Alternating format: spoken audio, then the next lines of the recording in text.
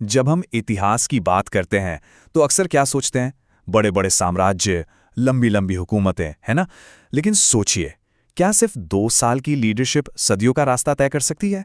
आज हम इस्लाम के पहले खलीफा अबू बकर की कहानी जानेंगे।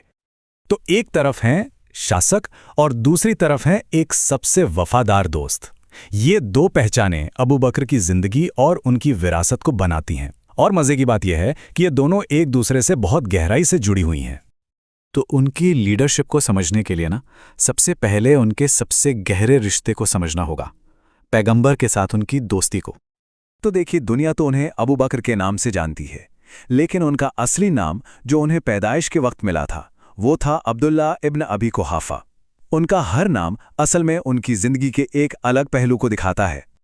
और यही दोस्ती उनकी पूरी कहानी की नींव है। ये कोई आम दोस्ती नहीं थी, आप समझ रहे हैं?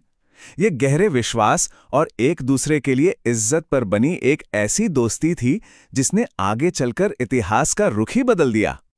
तो सवाल ये उठता है कि ये दोस्ती और ये विश्वास सिर्फ बातों तक ही था या एक्शन में भी दिखा? चलिए उनके त्याग और वफादारी के कुछ पलों को देखते हैं। तो देखिए, उनका जो कमिटमेंट था वो सिर्फ बातों का नहीं था।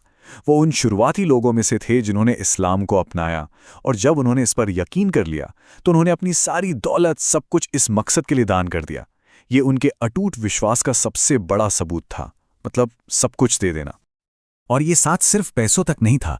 जब मक्का में हालात बहुत ज्यादा खतरनाक हो गए तो उन्होंने हिजरत में यानी मक्का से मदीना के सफर में पैगंबर का साथ दिया। ये कोई आसान सफर नहीं था, ये एक ऐसी यात्रा थी जहां हर कदम पर जान का खतरा था। जैसा मैंने कहा, ये कोई आम सफर नहीं था। इस पलायन के दौरान जब दुश्मन पीछे पड़े थे तो अबू बकर ही वो शख्स थे जो पैगंबर के साथ हिरा की गुफा में छुपे थे। सोचिए उस पल के बारे में। ये लम्हा उनकी अटूट वफादारी और हिम्मत का प्रतीक बन गया।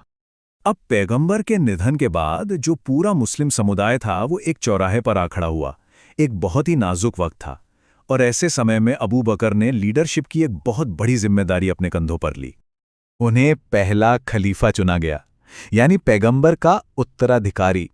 ये इतिहास का एक बहुत बड़ा मोड़ था, और उन्होंने अपने दोस्त की विरासत को आगे बढ़ाने की इस भूमिका को बहुत ही विनम्रता और मजबूत इरादे के साथ स्वीकार किया।